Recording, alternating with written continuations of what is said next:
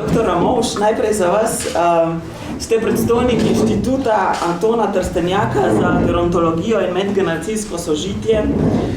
Delate kot raziskovalec, predavatelj in v praksi zlasti na področjih sožitje med ljudmi in staranje, zasvojenosti in omamljanje.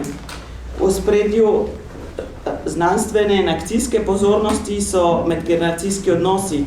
V teoriji pa se dr. Ramovš posveča celostni podobi človeka v njegovi telesni, duševni, duhovni, socialni, razvojni in bivanjski razsežnosti.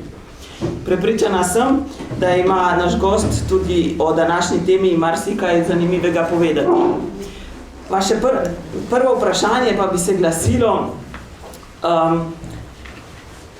današnja družba se sooča z individualizmom. Kljub temu, da poudarjamo, kako je pomembno sodelovati in delovati skupaj, marsikdo preveč časa presedi sam pred računalnikom v svoji sobi ali pa zaradi stresa v službi nekako ne najde energije, da bi šel ven med ljudi. Kako po vašem mnenju ta položaj posameznika, ta individualizem vpliva na, kot nosi naslov, socialni teden, na dajanje, na prejemanje, na izmenjavo informacij, na nenazadnje kakovost naše družbe? Pravite individualizem, posamičnost, ali pa tudi iz besede ven nedeljenost posameznika, to mislim, da zelo drži, vendar pa nekdo drug bi pa rekel, ko gleda današnjo družbo, množična občila in vse, bi pa rekel ravno obratno. Današnji človek je pomasovljen, kar je pa druga skrajnost, ne? Tako da, če med dvema prepadoma, med Oscilo in Karibdo, skušamo najti neko ravnotežje, potem morda je dobro pogledati na osnovna znanja o človeku iz dosedanje kulturne zgodovine. To se pravi na to osnovno antropologijo. In tukaj se takoj pokaže, da tisto, zaradi česar je človek, sta zlasti dve njegove lastnosti. Eno je to, da je samostojna osebnost, posameznik, individuum, a ne?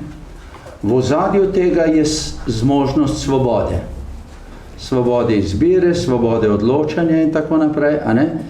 In če človek ima svobodo, če se odloča, potem je res individuum. Druga skrajnost, oziroma ne druga skrajnost, ampak druga zmožnost, ki prav tako dela človeka, je pa zmožnost povezovanja. Tako kot so možganske celice, vse te velike milijarde celic povezane v eno mrežo, ki je stalno gibljiva, pa se stalno razvija, plastična je, do konca življenja se sama sebe ustvarja, tako in tudi vseh teh 6, 7 ali več ali manj milijard, prej milijonov v začetku, ljudi povezanih na nek način. Seveda najbolj tisti, ki so v primarnem odnosu. To pa pomeni, človek na nek način je začel biti človek, ko je individuum, oseba, posameznik, prav tako pa bi nehal biti človek že prednje začel biti, paradoksno, a ne, če ne bi bil povezan z drugimi v mrežo, v odnose, v razmerja, v sožitje. Tako da oboje je enako pomembno. Seveda, kot sem rekel, posamičnost ima v ozadju močno sposobnost svobode, sožitje, skupnost, občestvovanje, pa odgovornost. Svoboda in odgovornost sta pa, jaz sem Franklov učenec, tako da Frankl je bil pa psiholog in psihoterapeut tega, svobode in odgovornosti, se pravi duhovne potrebe. Ali pa Trstenjaka recimo, Trstenjak je eno od prvih knjig, ki je med največ prevodi pa po natisi doživela ena od 9 teh poljudnih napisal Človek v ravnotežju. To pomeni vprašanje, ni ali boljše biti individualist, ali boljše biti pomasovljen, recimo utopljen v skupnost. ampak kako dvoje držati v ravnotežju. In sicer na ravni posameznika, ker čim zdrkne v eno skrajnost, recimo v posamičnost, v svobodo, je tukaj se začne ta ego napihovati, ali pa recimo temu levi leva polovica možganov prevlada in imamo tukaj to patologijo, ki je danes zelo znana, tega napihnenega ega, ki potem plava kot balonček, pa ne gre ne v nebesa, ne na zemljini, a ne? Če to v družbi prevladuje, potem imamo divji boj volkov z vsemi volkovi, ker pol ni več ovc in potem ni več hraniteljev, potem ni več hrane. Tudi to okušamo danes. Vendar je pa druga skrajnost. Masa, utopljenost v maso. Ni nujno, da imamo pred očmi navijačenega divjega štadiona. Lahko imamo pred očmi v Urlani v drugi svetovni vojni, lahko imamo diktature, lahko imamo medijsko pomasovljenost, lahko imamo pomasovljenost potrošništva, ta je še najbolj živa, morda bolj kot urlanje Hitlerju ali pa recimo ob smrti objokovanje par mesecev tega, a ne, pomasovljenost taka. Oboje je enako zlo. Tako da to ravnotežje držati med svobodo in odgovornostjo, da je to dvoje eno. Frankl je rekel, en novec z hrbtno stranjo in številko. Ne da se tega ločiti. In patologija, ne današnjega časa, ampak vedno pri posamezniku in v družbi, pregovor je, kamor gre hudič, sredi velik kup. To pa pomeni, če se individualizem razbohoti, je najprej boj vseh z vsemi, zelo hitro, usporedno gre pa tudi prikrita pomasovljenost. Če pomislimo danes, recimo, nekdo je skrajni individualist, pa rečemo tajkun, to je danes taka beseda, ki je individualistično nagrabil, recimo, sadove dela nekaj tisoč, morda 10 000 ljudi, ki pa potem stradajo, nimajo službe in tako naprej. Vendar je ta človek istočasno, ko je tak individualist, istočasno utopljen vsak dve stvari. Duhovno, duševno je utopljen v javno mnenje imeti. Fromm je to dobro analiziral, pa še kdo drug zanima, ne? Z druge strani je pa utopljen v potrošniško miselnost, mečken več imeti, dokler imaš.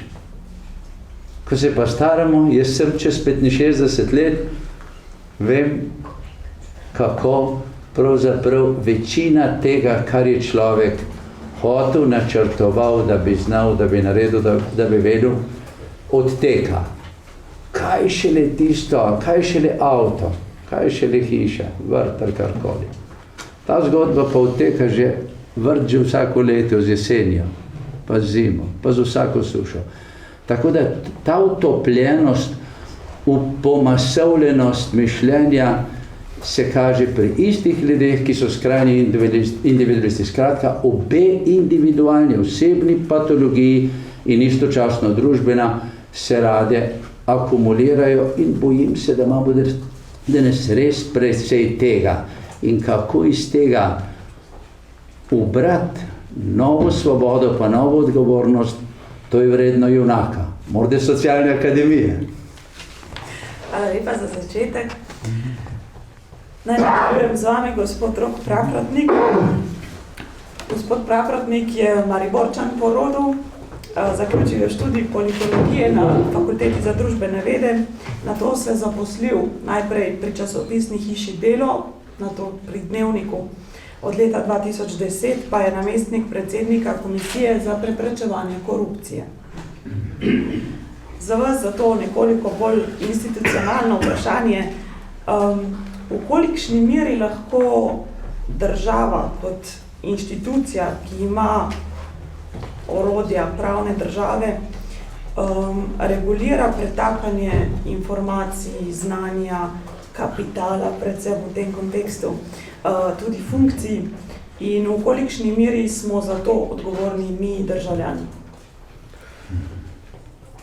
Hvala lepa, najprej pozdrav vsem prisotnim, tudi vam hvala za vabilo.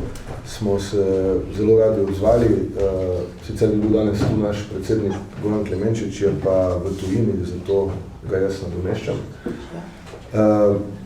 Zdaj, kar se tiče države, svobode, pretoka informacij, ustvarjanja možnosti in tako naprej, najbrž na prvi vrsti se smiselno vprašati, zakaj državo imamo, se pravi, zakaj so države nastale, in od Platona naprej so misleci govorili o državi kot o nekakšnem subjektu oziroma organizmu, kjer se večinoma ljudje, torej za katerega se ljudje odločijo, da bodo v njem živeli, zato da bi uresničevali neke svoje interese.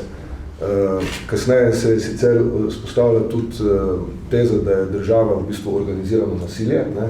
Se pravi, država je institucija, je oseba, pravna oseba, ki monopolizira nasilje zato, da bi se ostali konflikti v družbi reševali na civiliziran način, to je nenasilno.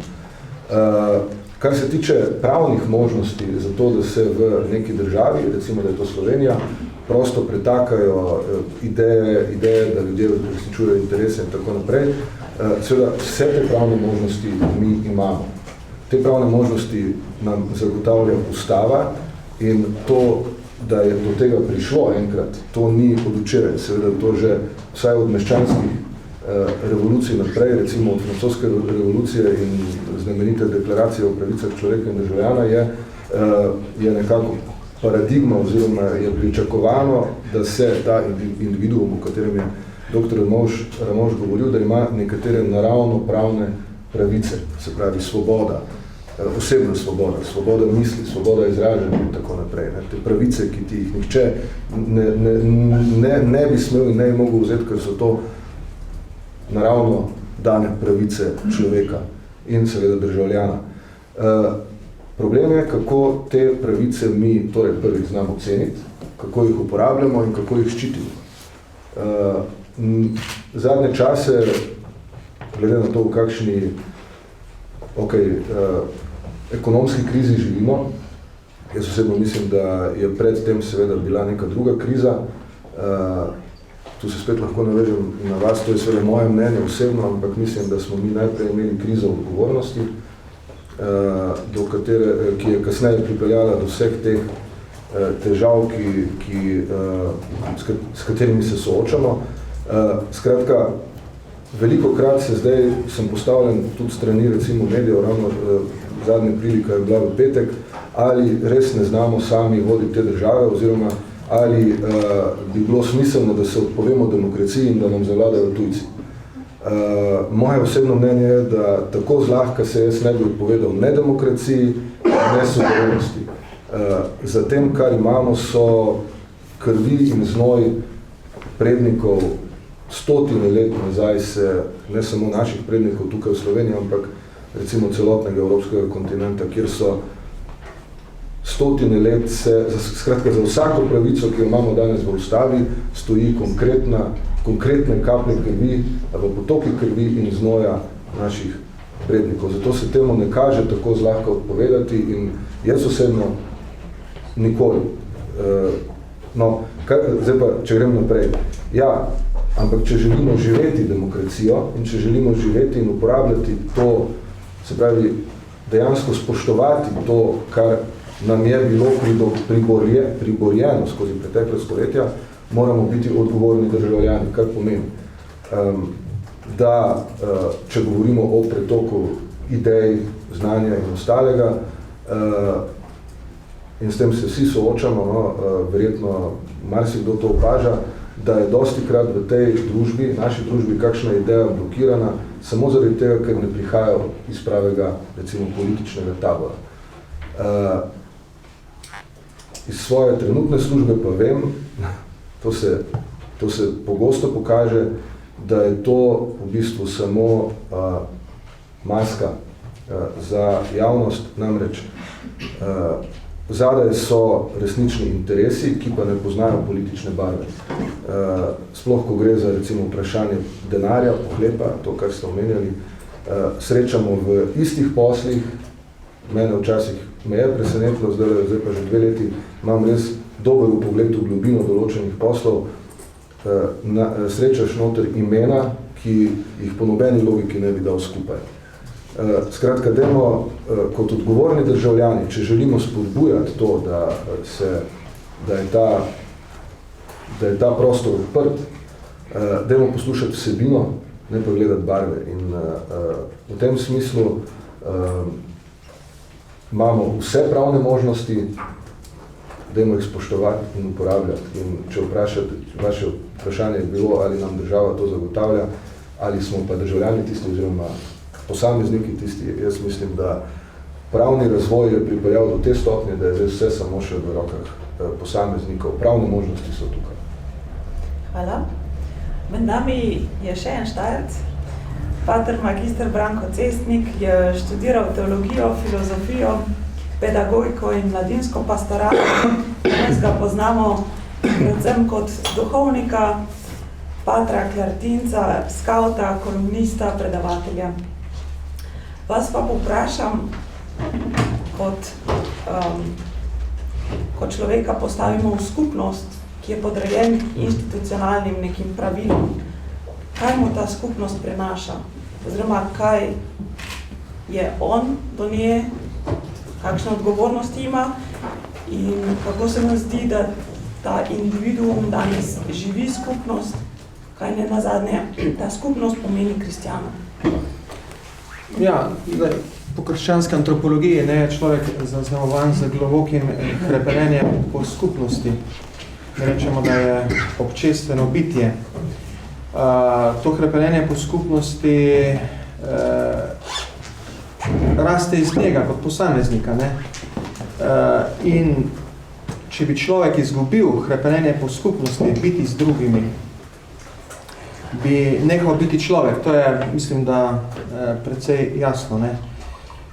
In jaz tudi mislim, da znotraj te strašno pomasoljene kulture to hrepenenje ostaja in da ta pomasoljenost neke vrste karikatura človekovega temeljnega hrepenenja po skupnosti, po združitvi z nekom drugim.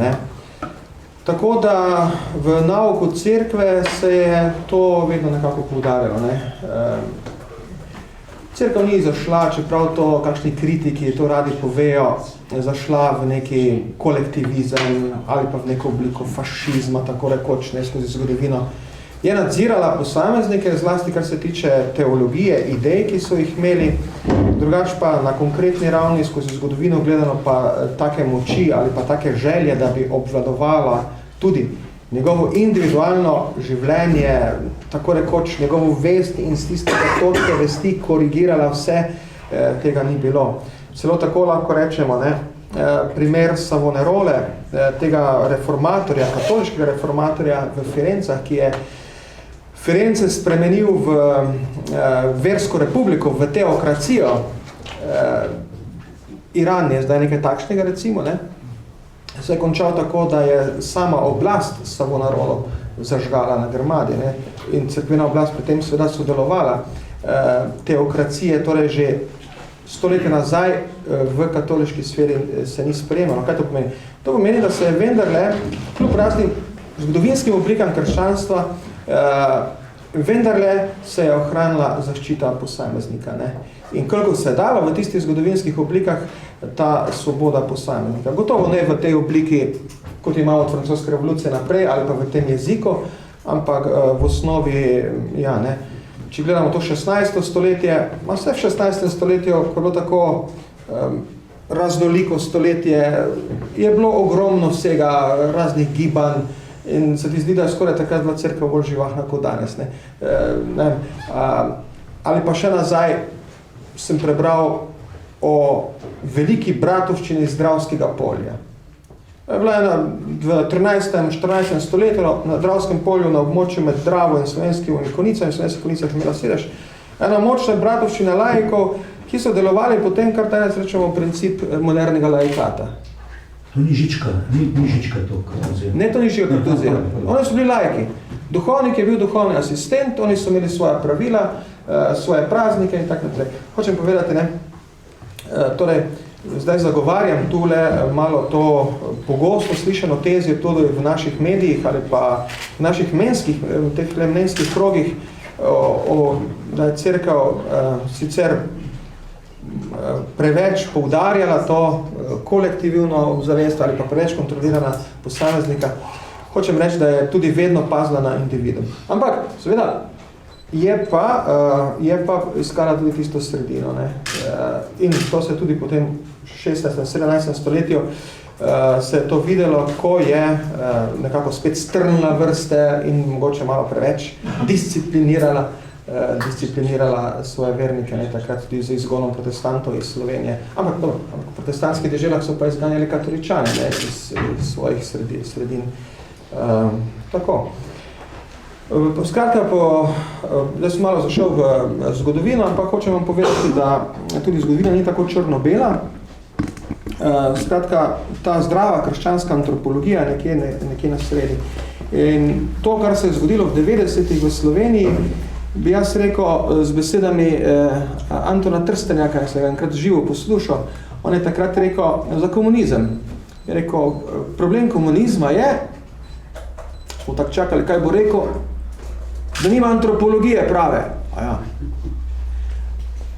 Bolj natančno, da pozabi na izvirni greh. In da človek nagnjen v zlo. Ne? Moj župnik, Pavel Pucko, blaženega spomina z Hajdine, nam je to tako rekel, glejte, tak stegnete roke, zdaj pa jih skrčite. In si jih skrčil sem. No, vidite, kam ste izkrčili svoje roke? K sebi. Samo krt ima od sebe stran. Ne? Vsi imamo k sebi.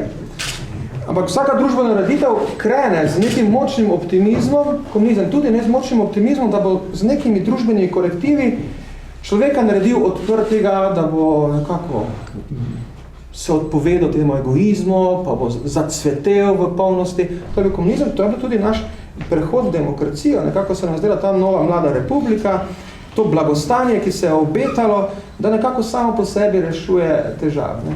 In se je spet pozabilo na tega velikega izvodorista, tega krta, oziroma antikrta, tega človeka, ki ima k sebi obrnjene roke. Ne? In ta problem odgovornosti je zelo globok, jaz mislim, da ga zaznamo že v vzgoji. Ne, saj vzgoja ni nikoli, ta vzgoja otroka ali pa šolska vzgoja nikoli ni proti odgovornosti govorila. Se ne rabiš tega govoriti. Dovolj, da samo ravnotežje predstaviš na drugam. Vzgoja še vedno, šolska vzgoja, če gledaš, vztraja na vzgoji za solidarnost. To vsi učitelji govorijo, ne? Zdaj z našim ravnateljem pogovarjamo, ne?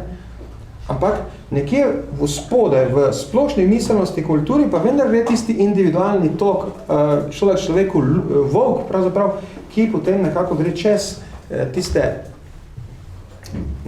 ideologijo ali pa tiste ideje, ki jih imamo nekako začrtane v naših vzgojnih programih. Ne. Tako nekako mislim, da bo tudi ta izkušnja zdaj, ko imamo to krizo in to, ko se nam obeta, da nam bodo spet Avstrijci rihtali in Nemci, kot so naši 1000 let, ne, da nas bo to tudi vzpostavilo eno ravnotežje. Ne. Med pretiranim kolektivizmom in pomasoljenostjo in pretiranim individualizmom. Nekje v tiste sredini, kjer krščanstvo v svoji antropologiji poskuša vedno biti. Hvala lepa. Me veseli, da ste se že vsi trije v teh uvodnih besedah dotaknili besede odgovornost. Torej smo očitno pravilno izbrali naslov današnje okrogle mize, pa vendar preden vam zastavim to konkretno vprašanje, gospod Praprotnik, vi se pri svojem delu večkrat ubadate prav s to besedo vodenje in odgovornost. Na kratko, kdo po vašem mnenju vodi Slovenijo in kaj pomeni odgovorno vodenje? Zdaj, če mi dovolite, najprej naj se pomudim pri vprašanju odgovornosti. Ker seveda vodi tudi ne moč brez odgovornosti, ampak nastaja vtis, kot da odgovornosti pri vodenju ni, oziroma da je odgovornost samo še prazna beseda.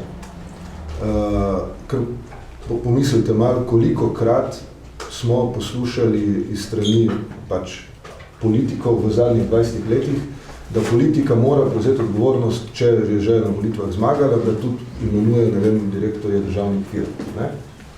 To smo poslušali vse 20 let. Potem pa so politično nastavljeni ljudje, recimo te firme, zavozili. Takrat so govorili, da politika prevzame odgovornost, da nastavi ljudi, no, ko so te ljudje te firme zavozili, a je kdo prevzel odgovornost? Ne? Od njih. Ne?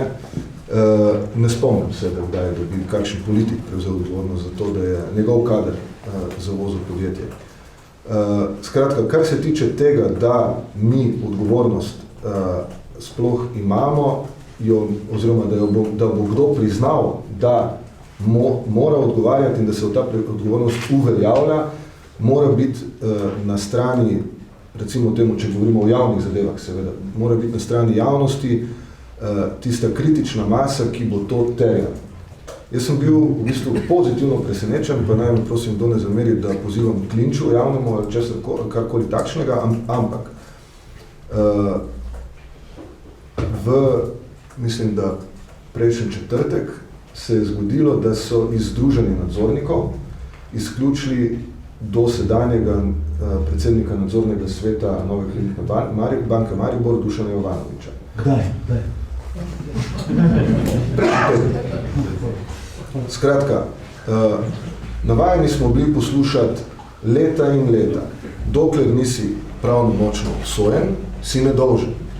Ja, v kazensko-pravnem smislu, seveda ne greš v zapor, ampak odgovornost ni samo kazensko-pravna, ne?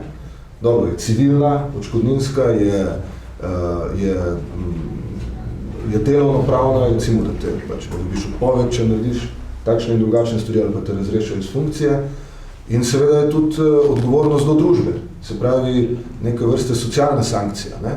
In tisto, kar je v tem primeru se zgodilo, je očitno, da se je neka stanovska organizacija, recimo v tem primeru nadzorniška, ne, se pravi tisti, kjer se združili nadzorniki po podjetjih, se odločila preprosto očitno s tem, kar smo zdaj seznanili, da je ta naš član počel kot nadzornik, očitno to niso naše vrednote in ga ne želimo več v naši sredi.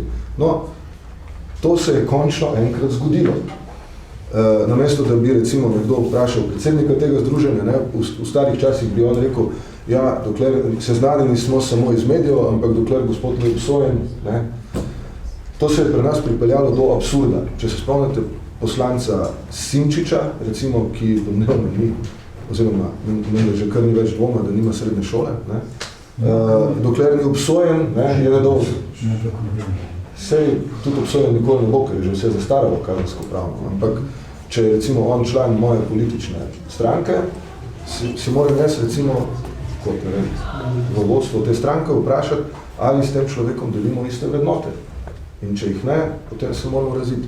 In to je tista sankcija, to je tisto uveljavljanje odgovornosti, ki bo imelo tudi veliko prispevka k temu, da bodo ljudje, preden bodo kaj storili, razmišljali tudi o posledicah. Boštjan M. Zupančič, pripričan sem, da ga vsi poznate, je v eni priliki rekel, da včasih je veljalo, ne, da je policaj ujel cefizla in rekel, hop, cefizel in te imam in ga je odpeljal. Ne. No, zdaj pa pride policaj, pa tam je cefizel, ga dobi, ne, z roko v žaklo in reče, hop, cefizel te imam, pa cefizel pokliče drugega cefizla odvetnika. Ne. In potem gre sta skozi sprednja vrata in odideta. Ne.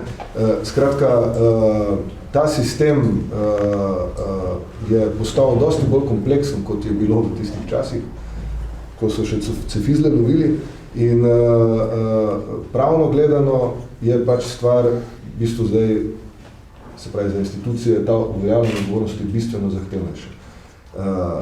Moralno gledano, oziroma iz tega vidika javnosti, ki naj bi se predvsem angažirala takrat, kadar je javni interes ogrožen, ali pa kadar nekdo, ki je na javni funkciji, počne stvari, ki so absolutno nesprejemljive, da bi takrat ta pritisk pripeljal do te socialne sankcije in pripričan sem, da v tem primeru bi tudi pri vodenju, se pravi posamezniki, ki vodijo to državo, ali pa podsisteme, ali pa posamezna podjetja, v strahu pred to vrstno sankcijo tudi ravnali bolj odgovorno in bi torej bolj odgovorno vodili, če se vrnem k vašemu vprašanju. Sem šel malo okolo vinka, ampak mislim, upam, da sem odgovoril. evropske statistike kažejo, da smo Slovenci najbolj prepričani, da imamo skorumpirane voditelje. Zakaj tako mislimo ali imamo prav? Kar so vse tri. Kar izvolite. Ja, to je ta zadnji Eurobarometer, ki so ga opravili preteklo leto, je pokazal, mislim, da je 80 ali skoraj 90% prebivalcev Slovenije prepričanih, da so naši politiki skorumpirani, kar je prvo mesto v EU27. Jaz osebno mislim, da to ne drži, ne? Da tako hudo ni, imamo pa seveda kar nekaj posameznikov, ki so to, da so prišli na javno funkcijo, uporabili tudi za pridobivanje zelo konkretnih osebnih koristi, pa pri tem ne mislim plače. In mislim, da bo prišel čas, no, niti najbrž ne tako dolgo, ko bomo si morali priznati, da smo tudi po tej plati bistveno bliže kakšni Romuniji ali pa Bolgariji, kot pa recimo kakšni Avstriji ali Nemčiji. In da bomo izgubili še eno iluzijo, ki smo jo do zdaj gojili. Jaz osebno te iluzije več nimam in najbolj bo tudi javno prezentno v doglednem času.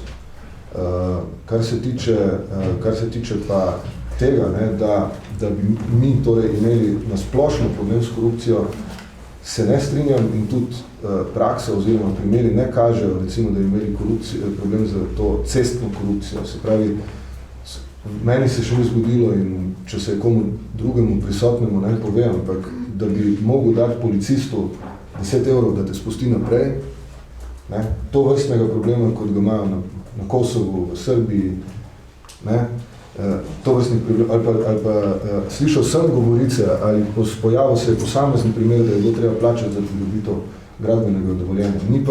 Ni pa informacije o tem, da bi to bilo sistemsko. Ne. Imamo pa bistveno hujši problem z bistveno hujšo obliko korupcije. To je pa tako imenovana sistemska korupcija, ki je dosti težje pregonljiva, oziroma dosti težje je izkoreniniti kot pa to klasično cestno korupcijo. Namreč, določene klike, če povem definicijo sistemske korupcije, določena klika ugrabi zakonodajo, ki jo prilagodi svojim potrebam, ugrabi celotne sisteme, se pravi institucije, z kadrovskimi nastavitvami in z načinom funkcioniranja ali pa z blokado, funkcionalno blokado institucij in pa seveda z obvladovanjem tudi določenega medijskega prostora, da se celotni sistemi gibljajo kadar je potrebno, v smeri zagotavljanja koristi te določene klike. To se dobro kaže na primeru bančništva trenutno, ki ga komisija, mislim, da zdaj že zelo globoko, bom rekel, prepoznava, se pravi, da smo že kar dober rentgen naredili tega problema, se pravi, tega bančnega sektorja. In sistemska korupcija je, se pravi, ta konkretna klika uporabi te sisteme v svoje cilje, bodi si za doseganje finančnih koristi, bodi si za doseganje ideoloških ciljev, bodi si za doseganje kadrovskih ciljev ali karkoli podobnega. Moje osebno mnenje je, da se je to najbolj očitno pokazalo v primeru vračanja psov gospodu Baričeviču, kjer je prav nenavadno so tekle stvari, ne, in da so na koncu v zelo nenavadnih okoliščinah, polnih presenečenj in polnih nenavadnih odločitev določenih pristojnih oseb, se je zgodilo namesto, da te psi, ki so bili prepoznani kot navadni, bili pokončani, tako kot bi bili najbrž, kot bi bil moj pes, če bi bil, ne, ali pa vaš, ne. Te psi so bili namesto tega vrnjeni. In veliko, recimo, da sem si privoščil zdaj, ker sem to izrekel, ker v naši državi smo navajeni, da tiščimo glavo v pesek in ne imenujemo stvari z imenom, ampak govorimo o nekaterih, pa določeni ljudje in tak dalje. Ampak tudi to mislim, da je del naše, bom rekel tako, da če se izrazim tako, vaške morale, ki poskuša zadeve pometati pod preprogo in jih ne poznovati. Zdaj sem malo še zašel, se upravičujem. Pater Cesnik, mogoče vam eno pod vprašanje. Se vam zdi, da ta mentaliteta ali način mišljenja izhaja tudi iz države, ki ni bila naša? Ja, lahko da, ne. Nasploh balkanske države so nasploh zaradi vseh teh turških vpadov in vsega tega gojile sistematsko nelojalnost do svojih državnikov, ne. Srbi pod Turki, Bosanci pod Turki, Hrvati zdaj pod Turki, zdaj pod Avstrijci, ne, zlasti te dežele in so razvile verjetno eno mentaliteto, ajde šunjaj se malo, tako, ne. Ja, in nadmodrivanje, ki jim je pomagala preživeti v tistih dramatičnih razmerah, ma berite Andriča ali pa koga, ne, ali pa če ste sami vojsko, kje dol služili, pa malo so to začutili. Moški, seveda, ko smo še bili moški, smo še vojsko služili, ne? Ja, in smo to malo začutili in je verjetno, ker Slovenec je bil v Avstro-Ogrski prepoznan kot zelo lojalen državljan, ne? Pravijo, da na železniškem, te južne železnice od Dunaja pa sem dol do Trsta, so najrajši na ključne točke, kjer je bila velika netančnost, potrebna zvestova urniku, ne, so postavljali Slovence, ker so bili visoko zanesljivi, ne. Da smo potem morda res z to jugoslovansko deželo se malo potem še nalezli tega južnega. Kar je normalno, da če z nekom skup živiš, se malo nalezeš tudi njegovega, on pa malo tvojega, ne. Jaz bi to rekel, ne bi pa bi zdaj te boge Jugoslavije tako nič devo ali pa jo imel kot nekih zgodovinski kiks slovenskega naroda, pač to bila ena naša etapa, neke posledice je pusla. Po drugi strani pa je tudi zdaj, gledajte, vse se tako obrača, najprej so i nas na Balkan potegnili, zdaj pa bodo prek našli v Evropo, ne, zdaj pa mi njih v Evropo. In se te zgodovinske vloge malo pomešajo, malo zamenjajo, malo dopolnjujejo. Bi pa malo ostal na tisto ideje, 80% jih Slovencev pravi, da so politiki skorumpirani. Jaz mislim, da potem 80% Slovencev ima težave, malo same sabo, ne. Ta glas ljudstva je vedno malo vprašljiv lahko, ker so ljudje taki in ker mislijo, da je dostop do javnega ali pa da javni denar takšne narave, da se ga lahko vzeme, kjerkoli se ga da, ne, predvidevajo, da vsi, ki so na javnih funkcijah, kradejo.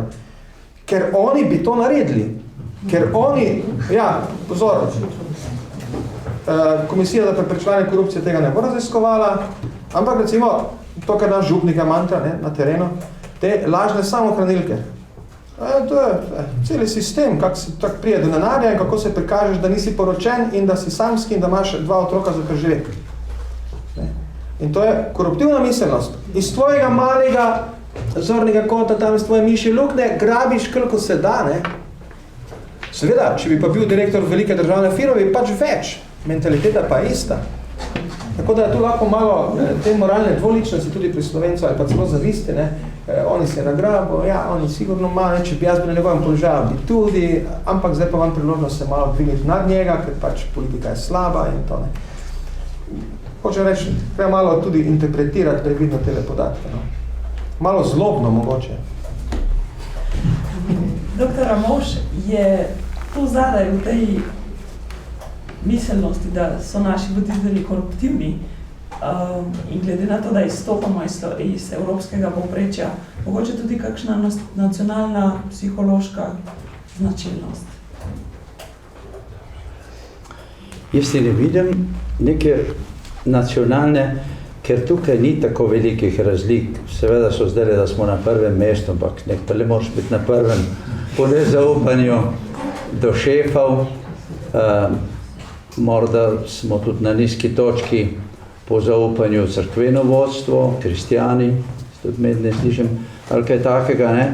Tako da to so zadeve, ki so tako zelo trenutne po moje in ni za vznemirjati se. Medtem ko tale misel o protagonizmu, o protagonistih. Politiki so naši protagonisti. Vse smo jih mi volili. Škofov ne, ker je hierarhija, ne, jih je papež imenoval, medtem ko politike smo pa vsi mi izbrali, ali neposredno, ali so pa oni naprej posredno izbrali, ko smo jih mi za to pooblastili. In v tej situaciji Moreno imel skoraj pred 100 leti, pred 80-mi, 90-mi leti, zelo prav. Moreno je imel pozabljen, dober, sociometrija je imel znala, psihodrama še tudi malo, medtem ko te zgodbe o protagonizmu, recimo gledajte drugo svetovno vojno, pa pred njo 10 let, pa še po njej, zgodile so se stvari Italijanom fašizem in Nemcem nacizem po volji naroda. Ne mimo volje naroda, ampak zelo demokratično. Zelo demokratično se dogaja diktature, danes tudi vse druge, pa če so še tako volčji, lahko rečemo, tam daleč je Severna Koreja ali kaj takega, ne, je po volji. To pa pomeni, da protagonisti, bodi si v mali skupini, so pravzaprav nezavedni poslanci, delegati mojih skritih potreb. Zato nadaljujem misel od tukaj. Tako staro, Morenovo, mi je pri srcu Moreno. Zato, ker je Moreno začetnik skupinskega dela. Zdaj smo pa najbrž tam. Če imamo posameznika, smo danes začeli, in vsi trije smo zdaj o tem govorili, in imamo z ene strani občestvo, skupnost, potem je zdaj razvojno posameznika od spočetja do smrti, ali pa recimo kakovosti nekega naroda odločilno, kje se to dogaja. A to dela posameznik sam kot Robinson, ali pa kot zapornik v samici, ločen od drugih, ali to dela masa kot država, kot politika, kot šolstvo, kot znanost, kot mediji ali ne vem kaj. Ne eno, ne drugo. Vsa socializacija se dogaja v dialogu jaz-ti. Buber je to dobro vedel. In zanimljivi nas, in danes imamo vire, upajmo, nove teologije, recimo Marion, francoski, najmlajši akademik in tako naprej, ki pa kažejo novo paradigmo. Tudi koncil krščanski, drugi vatikanski, katoliški, je pokazal skupine. Tisto, kar je odpovedalo v 10 000-letnem razvoju tradicije, od zadnje poledenitve, so skupine. Vedno so bili močni posamezniki, ali so bili to župniki, ali so bili redovniki, ali so bili svetniki, ali kdorkoli, in vedno je bila neka skupnost, ali je bila to katoliška cerkev, ali država, ali svetorimsko cesarsko, ali karkoli že, vendar pa je noter živel srednji sloj, zdaj na to besedo uporabljam. Srednji sloj so pa močne skupine, družine, sosedje, pa že hočete obrtniški cehi, pa tudi ceh nadzornikov, danes, na koncu. Te skupine, kjer se ljudje poznajo po imenu, kjer se ljudje kličijo po imenu, tam se socializiramo. Družina in skupine in srednji sloj, pa zdaj, recimo, v zadnje pol stoletja je najbolj, kaj ne rečem, če bi rekel po srbsko, bi rekel, oprostite, jebena stranka. To se grdo sliši, ampak pove pa Srb s tem svojim kvantanjem iz spodnega parterja, rekel Trstenjak, pove pa veliko. Srednji sloj, posameznik pa je to lahko klošar, kdorkoli, samo ne gre dobro. Lahko izgoraj tajkun, pa družba, država s temi sistemi pravnimi in z vsemi drugimi, ker se prilasti nek del državo, ki pa ni skupina. Kolikor pa dela po zakonitostih male skupine, je pa to mafijska skupina, ki je po zakonitostih metodike dobra skupina, vendar pa ni poštena skupina. To se pravi, prva zadeva, srednji sloj in skupine. Tradicionalne družine ne bo nikoli več. Je nuklearna, pa so nove povezave. Je pa sodobna povezovanje skupin na civilni ravni. Glejte, Povprečna razvita evropska država, zdaj Amerika pa še več, ima 450 vrst skupin za samopomoč, za reševanje svojih problemov, za izobraževanje, za razvoj, za terapijo, za vsa področja, za interesno združevanje. 450 jih je na spisku bilo v 80 letih, ko je bila samopomoč nekje v vrhu znanstvenega raziskovanja, zlasti v severni Nemčiji. To je tisto, kjer se rojevajo osebnosti, kjer se rojeva odgovornost. Zakaj? Zato, ker pri odgovornosti je dobro iti nazaj na besedo. Ne komu odgovarjam, ali policaju, ali učiteljci, ali profesorju, tisti, ki smo profesori, študent na izpitu, to so izpeljave odgovornosti. Ampak osnovna odgovornost je pa dialog, nagovor in odgovor. To se pravi, odgovornost je dialog. Odgovoren sem samo lahko, če je nekje nek ti, ki mi je z nečim nagovoril. Ne jaz. Če sem jaz odgovoren do svojih potreb, to ni dialog, to ni odgovornost. Danes govorim odgovornost do sebe. Seveda, o svetem nikoli. Takrat, ko bodo kure naprej krpale, ker smo prej imeli karta, kmečko si reče, to bo pa takrat, kadar bodo kure naprej brskali, kar zmeraj nazaj. Tako da, dialog, odgovornost je dialog z nekom in z nečim, stvarnostjo, kakršna je, bi rekel Frankl, z njenim bistvom, danes pa ugotavljajo, recimo tudi Einstein je bil na tej črti, 21. stoletje, pa še marsikaj drug, bo stoletje duhovnosti, mistike, ali pa ne bo prišlo do konca. Kaj pa je duhovnost drugega kot dialog?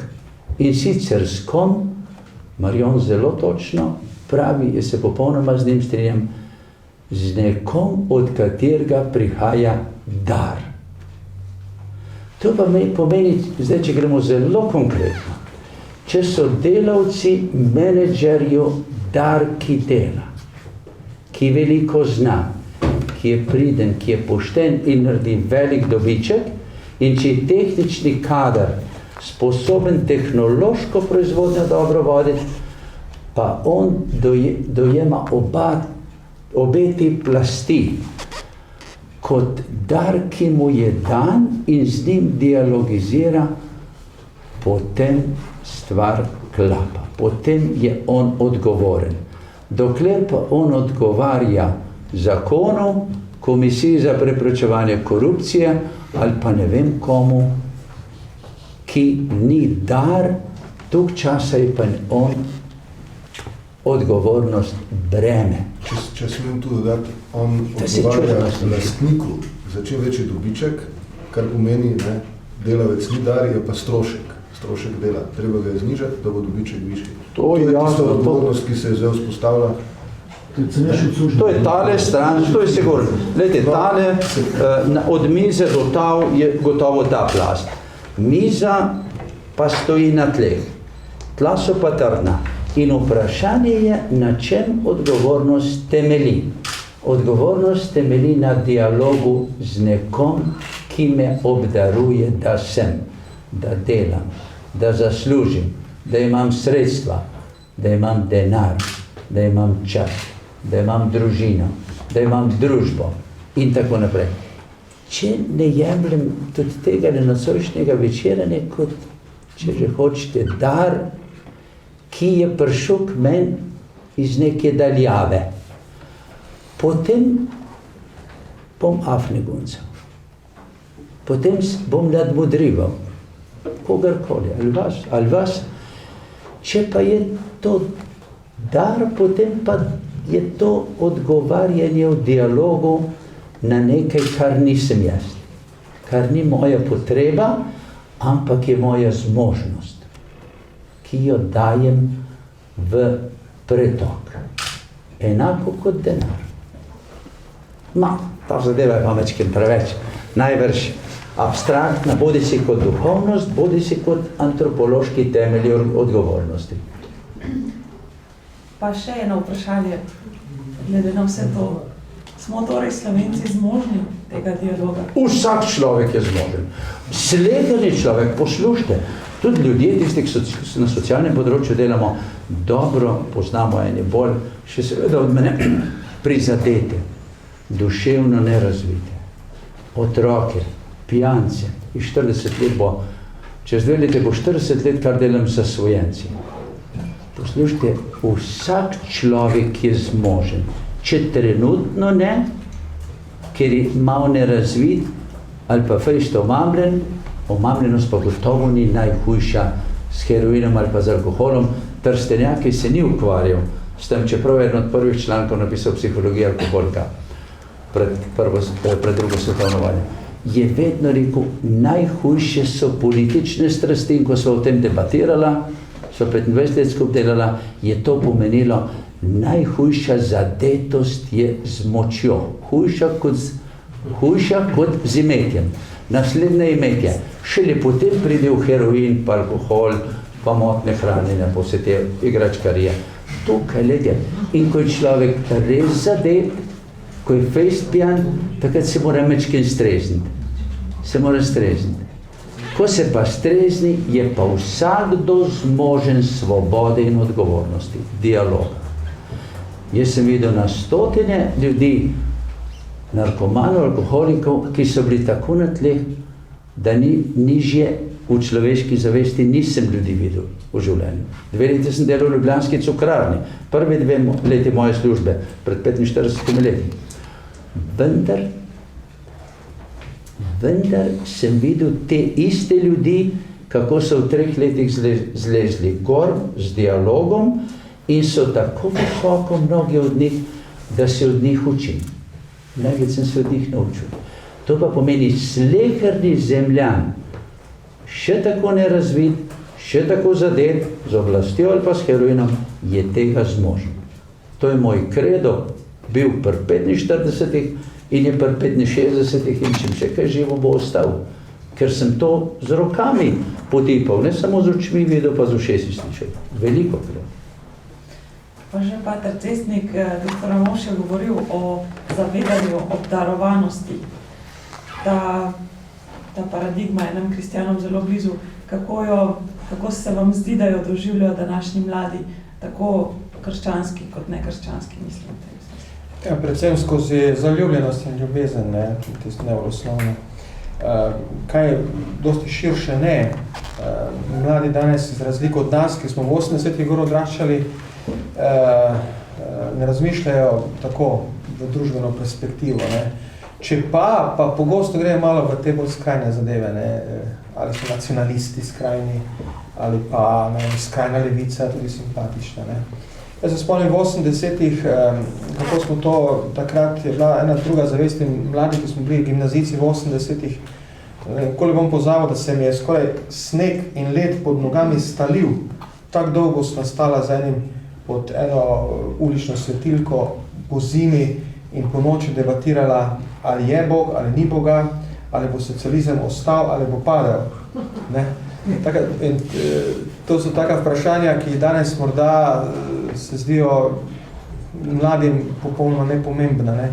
Mi smo pa takrat razmišljali to in to ni bil, jaz sem sicer bil res gimnazijec, ampak on je vhodil v tehnično šolo in potem je na bencinski pumpi delal, ampak o tem je razpravljal. Ne? To je bilo vprašanje njegove bodočnosti in to je tako čutil. Danes pa mladi ta vzgoja za skupno dobro, pa ta občutek, da smo neka velika skupnost in da si dolžen te neke skupnosti nekaj več sebe dati, ne samo od nje pričakovati, ne? To je precej izginilo. Mladi so zelo vzgojeni v tem pričakovanju, v teh pravicah, kaj vse morajo dobiti in kaj vse pa dati, to pa ne, to se tudi vidi v tej krizi zdaj, ne, v tem pad poziciji, visokošolana mladina in brezposelna. Ravno zdaj sem grede sem poslušal, Avstrija te pad pozicije nima. Evo, pa 50 km od tot. Kaj je tako drugače v Avstriji? Da mladina vendarle ni tako visoke mladinske brezposelnost. Ne? V Sloveniji je seveda jamranje nad politiko, ki tega ne zagotavlja, vedno neke politika krijo, pa zavihaj rokave. Jaz sem tudi ostal na koncu gimnazije, mene so z 2 gimnaziji vrgli, tak za informacijo, nisem neki vzornik, ampak nisem si nikoli delal problemov, ne, zavihati rokave in iti na kmete delati za nekaj borih dinarjev in tam in delati in tako spet postavljati se na novo. Ne. Nobeno delom ni bilo težko. Ene počitnice sem si zaslužil tako, da sem šel na odpad, pa sem toliko flaš nabral, vem, da sem si začutil za en teden cresa zaslužil s flašami, odpadnimi. Ne. Na tistih šolegramah, ko so te flaše metali ljudje. No, danes pa vidim pri mladih to neko pasivnost, to pričakovanje, da se bo nekaj njim zgodilo. In skoraj da neko začudenje, kako ti zdaj, da ni za mene službe, kako ti zdaj, da jaz nisem kralj, čeprav so mi rekli, da sem kralj, kraljiček, ne, tako so me nekako držali gor, vedno vzgajali v teh pravicah, neskončnih pravicah, ne. Zdaj upam, ne, da bo tudi ta kriza pripomogla, da se bo tudi mladi malo bolj spustili na tla in začeli razmišljati, tako kot mi nocoj tu razmišljamo, iskati poti. Ne bomo mi mogli tega namesto njih narediti. Ne. To bodo morali sami. Ne. In bo počasi prišlo tudi do tega, da bodo mladi razvijali to kritično zavest po eni strani in to odprto za skupno dobro. Ne. Da začutiš skupno dobro, gledajte, kaj je skupno dobro. Skupno dobro, recimo, ena dobra asfaltirana avtocesta, ne, v kateri se pelaš. In da čutiš to, sicer je res država naredila to cesto, ampak jaz sem za njo odgovoren. Soodgovoren. Ne. To je moje dobro, za mene dobro. In jaz moram tudi prispevati, da bo tako ostalo, ali pa da plačati davke, da bodo še boljše ceste. Ne. Ta občutek, ne, tega skupnega dobrega. In da me skupno dobro ne ogroža, ampak da me izpolnjuje, da me osrečuje to, da sem prispeval v skupno dobro. Ne. To je en taki preobrat, ki ga vidim, pa se družim z mladimi, pa s katoliško mladino, ne, vidim, da enostavno tu imajo tako praznino. Ne. Se niso slabi, ampak neka praznina v razmišljanju širše. Jaz bi samo to rekel, reč, da mi na mesto mladi, ne mi tretja, pokojninska generacija, ne vi srednja, ne moramo nič narediti, je pa nekaj drugega, oni prav tako mislim, da morajo nič na mesto nas. Svet, v katerem smo mi naredili. Tretja, pokojninska in druga, ki je zdaj aktivna. Ga delamo in smo ga naredili. Mi pa ne smemo pričakovati popravnega izpita na njih. Popravni izpit za naše, moje, pa ne osebno samo, ampak za mojo generacijo, pa za tvojo, a ne, za najne, moramo popravni izpit mi sami delati.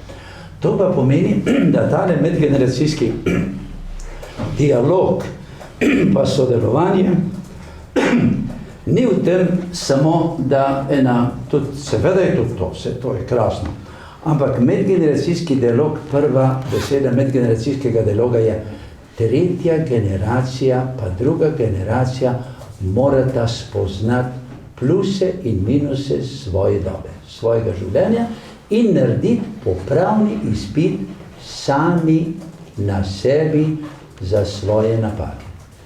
In naše napake so tiste, ki so mlade vzgojile. Se smo jih mi vzgajali. Tako da jaz se zelo strinjam s tem, da mladih ne moramo popraviti. Lahko še ti dojenčke, pa še malo lahko, ampak ki smo otroke odrasle, 4, moji so, meni kvečem dalo, Jože, kaj si bil uredil, kje nisi bil. In zdaj imam, če nam pred umrl, imam še vse leta do konca smrti pravzaprav sam pred sabo za popravni izpit in moji otroci odrasli, če domem vnuke prav tako, bodo videli, da jaz delam popravni izpit na sebi, ne na njih. To je zame, pa tudi za naš inštitut za medgeneracijsko sožitje, predpogoj tla medgeneracijskega dialoga, sodelovanja in sožitja. Tako samo malo, ker mi je zelo všeč bilo danes. Doktor Romavš, iskrena hvala za ta medgeneracijski dodatek, ki je vsekakor rdeča nit našega socialnega tedna. Sedaj pa, spoštovana publika, gostom bom postavila še eno vprašanje, vas pa samo upozorim, da pripravite svoje. Takole za zaključek. Po vsem tem, kar ste navedli, kaj odgovornost je, kdo ni, kdo je in kaj naj bi bila odgovornost, pa vendarle imamo že odgovorne voditelje, jih moramo še ustvariti, jih imamo, pa jih ne izvolimo. naj naredimo, da jih bomo imeli? Najbrž odgovor na to vprašanje je eno perfektno nadaljevanje tega, kar je bilo zdaj govora.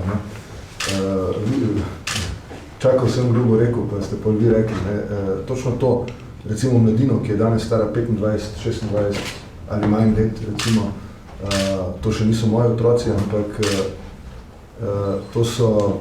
to so ljudje in vse težave, s katerimi se soočajo, seveda ne prihajajo iz njih, najbrž pa marsikaj prihaja iz njih. No, to populacijo, to generacijo je vzgojil nekdo. Zdaj gledam to, da sem jaz star 40 minus, malo manj kot 40, je bila to očitno, so starši teh otrok, ki zdaj prihajajo v svet brezposelnosti, tako rekoč.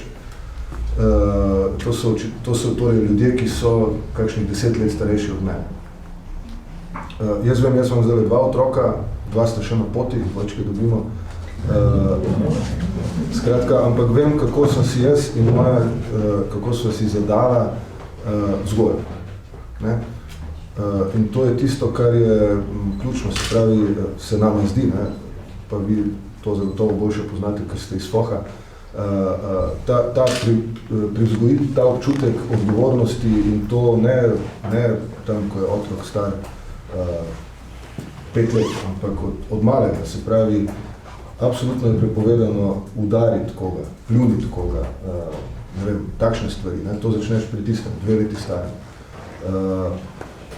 Poznam pa, in to je po moja generacija, ki jo opazujem v vrtcu, recimo, od mojih otrok, ko je vse narobe, če vzgojiteljica tega otroka kakorkoli omejuje ali pa mu pove, da se nekaj ne spodobi in podobno. Eno karikaturo sem videl pred 30 leti, ko je otrok, prizor, ko je otrok imel šus in je učiteljica poklicala starša v šolo, je pač prizor, ko učiteljica kaže v vedovalnico, enka, starša pa na otroka, kako ga gledate. No, danes je pa šus, pa starša za otrokom, pa odvetnik zraven, ko se na učiteljica derejo. In jaz ne vem, kako bomo vzgojili voditelje, očitno nam jih že zdaj nekaj manjka, pa še sploh ta generacija ni prišla v to fazo. Ampak kako bomo vzgojili voditelje na tej generaciji, ki po mojem mnenju je s to permisivno vzgojo bila do dob v nekem zelo pomembnem delu, po mojem mnenju, poškodovana. Nisem strokovnjak za to, ampak sam mislim, da meje morajo obstajati pri vsakem človeku, če se jih otrok ne nauči v mladosti. In če ostane v tej, kako se že reče temu, predgripalni fazi, bo destruktiv najbrž celo življenje in ustvarjati skupnost ali pa državo in odgovorno voditi, upravljati, dvomim, da je lahko takšen človek. Jaz zdaj govorim kot državljan, kot posameznik, jaz se tega malo bojim. Čeprav po drugi strani ni vse tako za nič, na drugi strani prihaja, ravno na našo komisijo smo izdelali sorazmerno zapleten postopek izbire novih kolegov, pripravnikov ali pa sodelavcev in moram reči, da prijavljenih je vedno veliko. Res je, da z mnogimi od njih si človek ne bi želel sodelovati in tudi ne pridejo v ožji zbor. Še vedno do zdaj, ne vedno, nekaj razpisov smo mogli razveljaviti, ker nismo imeli kandidatov, ki bi želeli imeti v ekipi, ampak smo pa dobili tudi takšne, ki te navdajo z tistim, zagnanost, vera, ker na neki strani, na nek način ljudje v našo institucijo prihajajo tudi zaradi tega, ker verjamejo v stvar, ker so prepričani, da skratka, iz nekega entuzijazma tudi. Ni to tako, kot da bi šel delati na upravno enoto, da štemplaš tiste. In to na drugi strani pomeni, da ni vse izgubljeno, kar se tiče, vse logično, da ni destrukcija popolna, ampak skrbi me tisto, da je kar precej najbrž otrok danes že, ki so že v svojih 20 letih, ki so imeli to izkušnjo, da so, karikiram, zdaj z odvetnikom prišli na učitla, ker jim ni dal dobre ocene. In mislim, da se nam bazen dobrih voditeljev manjša. Čeprav A to ne pomeni, da če ta generacija toliko slabše vzgojila svoje otroke, da je v bistvu že tudi ta generacija bila po svoje malo poškodovana. Tako da upam, da se bo nabralo dovolj ljudi, v katerih bodo ostali prepoznali tiste kvalitete, ki bodo... Je pa večni problem slovenske majhnosti. Ne? Mi imamo ta skromna 2 milijona bazena, pa še ta 2 milijona sta na pol presekana in s tem si sami tako radikalno in tako po nepotrebnem ožimo možnosti, da mislim, včasih bi res koga vprašal pozdravljaj. Tako da, no, ostajam optimist.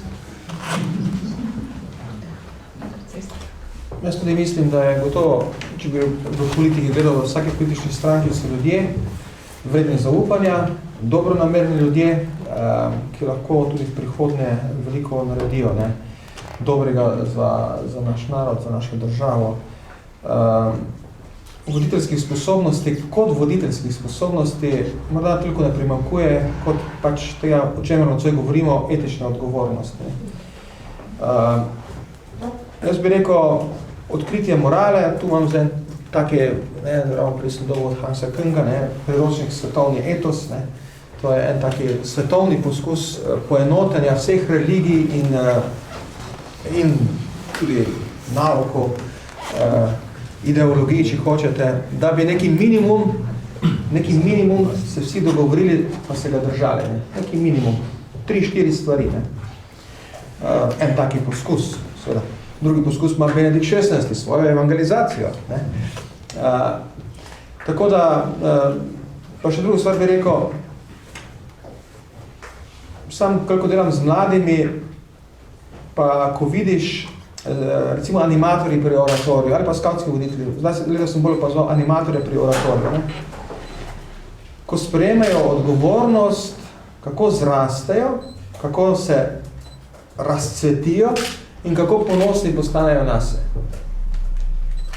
Animator ne dobi niti evra za tiste ogromne ure priprav in dela z otroci.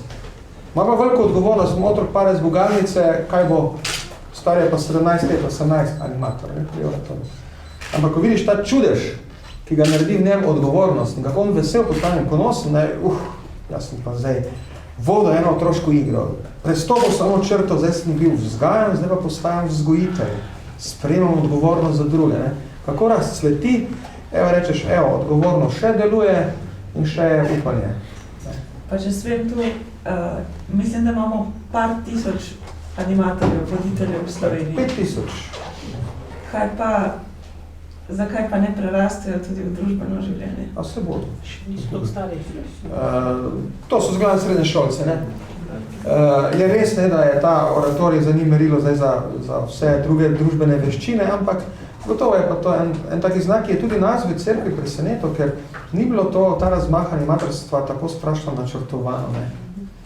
Mi pastoralisti načrtujemo tam, čudeži se pa dogajajo tu. Ne?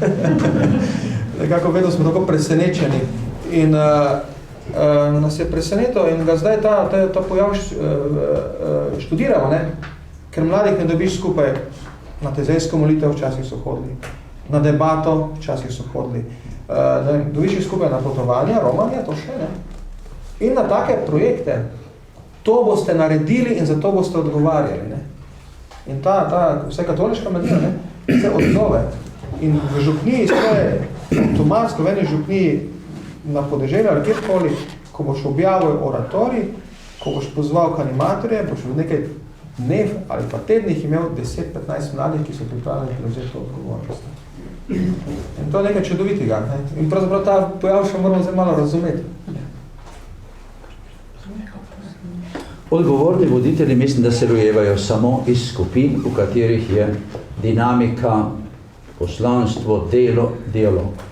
Če pomislimo recimo na slovensko 20. stoletje, je bilo tam od začetka stoletja, v Mariboru je bil profesor Bogoslav Jeden, ki imel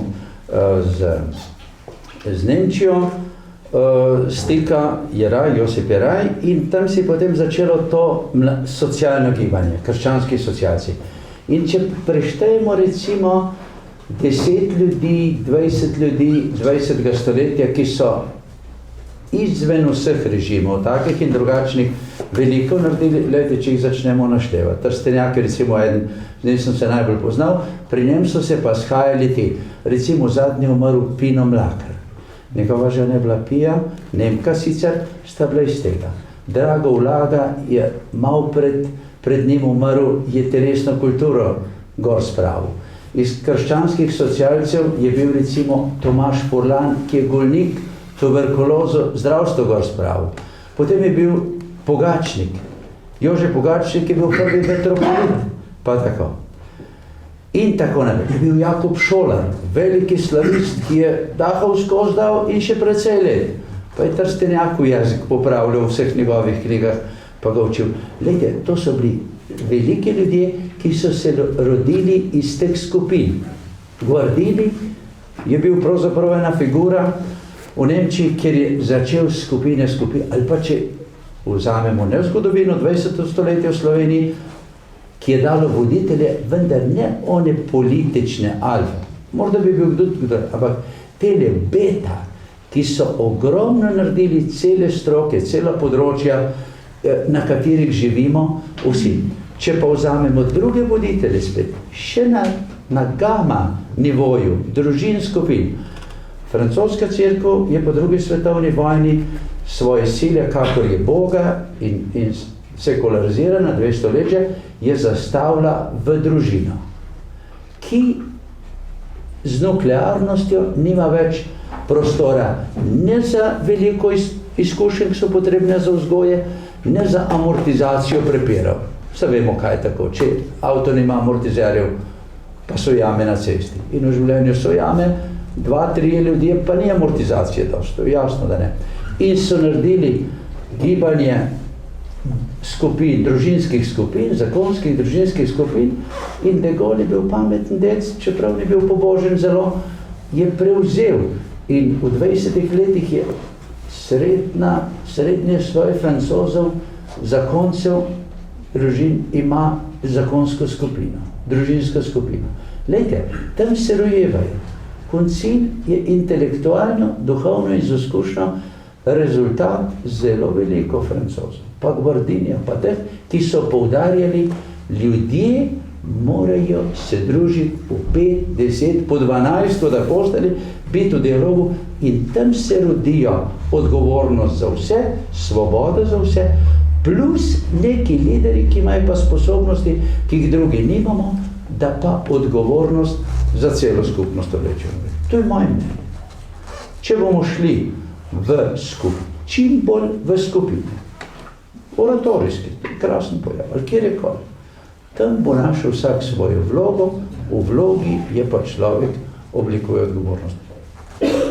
Predal. Hvala lepa.